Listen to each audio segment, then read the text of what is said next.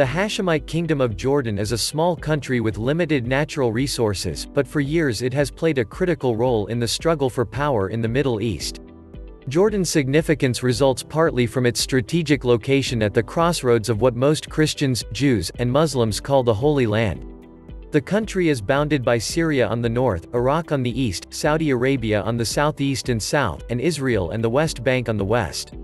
Area 34,284 square miles, 88,794 square kilometers.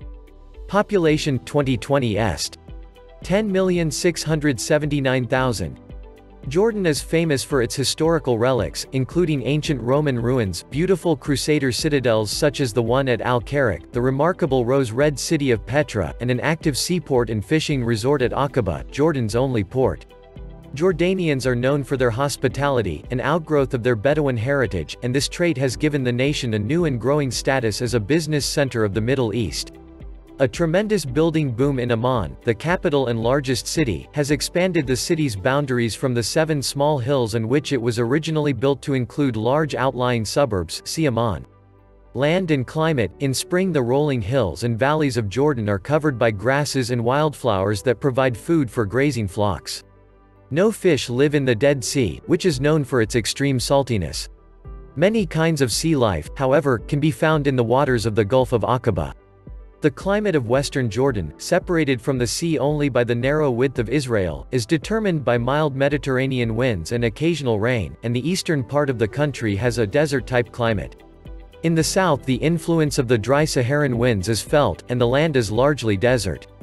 In the northwest, the Jordan River, which provides water for Jordan's major agricultural region, the Jordan Valley, flows south into the Dead Sea. This depression along the border with Israel continues in a fissure known as the Wadi Araba and into the Red Sea at Aqaba. People, in 1918, the region east of the Jordan River, then called Transjordan, became a British mandate. Its population consisted mostly of desert tribes and a small percentage of Circassians who had emigrated from the Caucasus in Russia since the 19th century. Today, Jordan has few nomadic or semi-nomadic peoples, most of the population having been given housing and land to raise crops or herd their flocks. This change in custom occurred mainly because the people wanted a formal education for their children and because they could benefit most from government assistance by settling in one place. Hundreds of thousands of Palestinians fled to Jordan after the creation of Israel in 1948 and the 1967 Israeli occupation of the West Bank of the Jordan River. See Israel. The vast majority of the country's people are Arabs, of whom about a third are ethnic Jordanian, a third Palestinian, a seventh Iraqi, and an eighth Bedouin. About 1% of the population is Circassian. Muslims of the Sunnite branch make up more than 90% of the population. Arabic is the official language, and nearly 90% of the adults are literate. Economy, transportation, and communication. Jordan's economy has been greatly strained by the presence of a large number of refugees living in makeshift camps that the United Nations can only partially support. All the refugees have been granted Jordanian citizenship and have refugee status for relief purposes. Nevertheless, Jordan has prospered greatly. Although a large part of the country consists of semi-desert land, the fertile Jordan Valley provides such vital crops as vegetables, olives and other fruits, and grain. The economy depends largely on industries such as phosphate mining, petroleum refining, cement production, and tourism. A major desert highway runs between Amman and the port at Aqaba.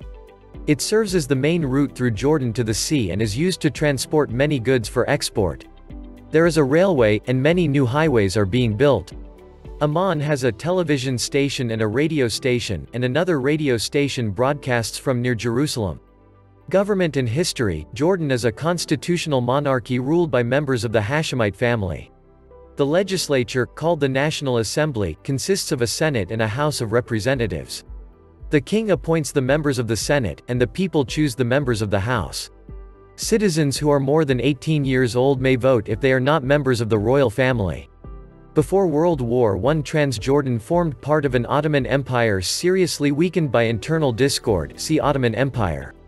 With British military assistance, Greater Syria was freed from Turkish domination by Arab nationalists led by the Sharif of Mecca and his 4 sons.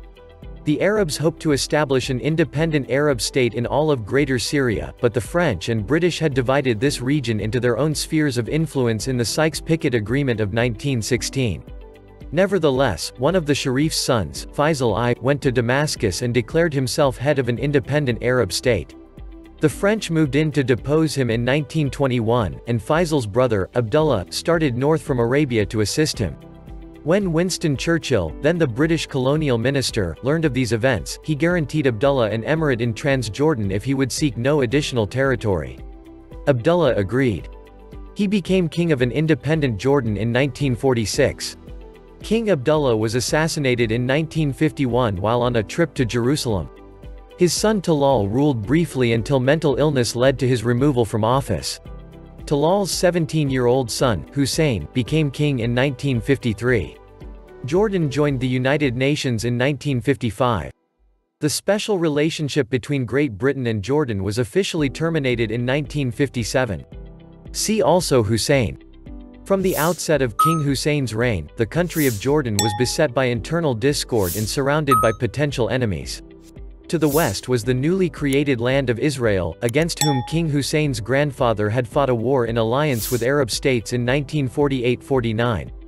That conflict brought the west bank of the Jordan River under the control of Jordan and sparked a refugee crisis, resulting in the settling of hundreds of thousands of displaced Palestinians within the borders of Jordan.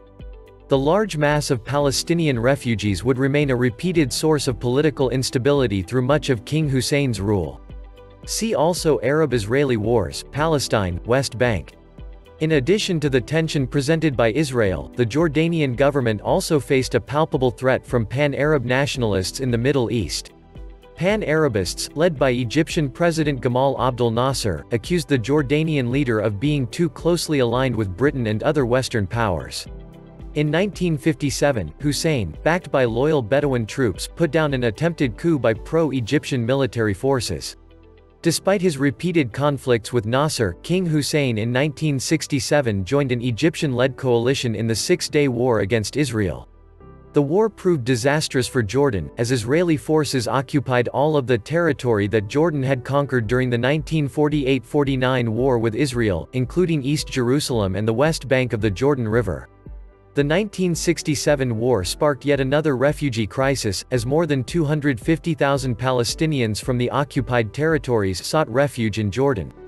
The infusion of new Palestinian refugees led to an increase in popular opposition to Hussein's rule.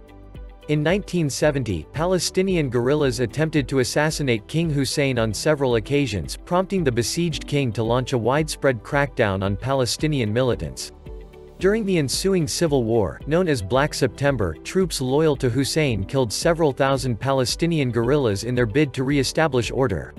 Despite the internal conflicts with its Palestinian population, the Jordanian government in 1974 recognized the right of the Palestine Liberation Organization (PLO) to establish an independent Palestinian state on the West Bank. See Palestine Liberation Organization. In agreeing to this, Jordan effectively gave up its claim to the West Bank. However, Jordan continued to fund social and economic development in the territory and to pay salaries to territorial civil servants until 1988. While Jordan sought to improve relations with its Arab neighbors, it also tacitly began to encourage more peaceful relations with its neighbor and rival, Israel. When war once again broke out between Israel and neighboring Arab states in 1973, King Hussein sent only a token force to aid Arab nations. Despite improved relations with Israel, Jordan broke off diplomatic relations with Egypt in 1979 following the Camp David agreements between Egypt and Israel because Egypt had not affirmed the status of Palestinians in the West Bank and the Gaza Strip. Relations with Egypt were restored in 1984, and the existence of the Egyptian-Israeli peace accord provided Jordan with the diplomatic freedom to pursue its own improved relations with Israel. In 1989, parliamentary elections were held for the first time since 1967. Relations between Jordan and the bulk of its Arab neighbors were briefly disrupted following the United Nations military campaign against Iraq, historically, a close ally of Jordan, during the Persian Gulf War of 1991. Faced with internal pressure from its sizable Palestinian population, Jordan was the only Middle Eastern state to side with Iraq.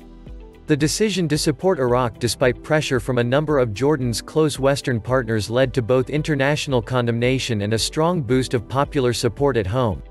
This outpouring of support allowed King Hussein to formally lift martial law, which had been in effect since 1967, in July 1991.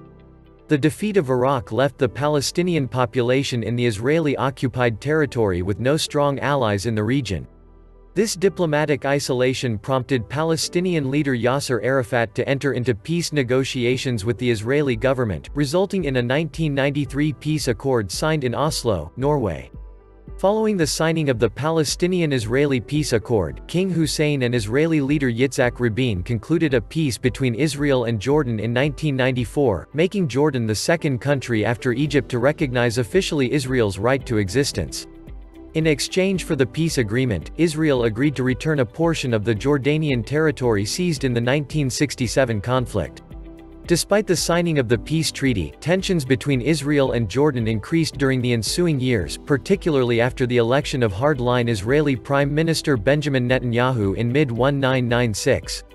King Hussein's reign as the leader of Jordan came to an end with his death on February 7, 1999. The death of King Hussein, long viewed as a stalwart promoter of peace and stability in the region, raised international and regional concerns over the future direction of Jordanian foreign policy. Crown Prince Abdullah, the chosen heir to the Hashemite throne, vowed upon his ascension to carry on the pro-stability legacy established by his father.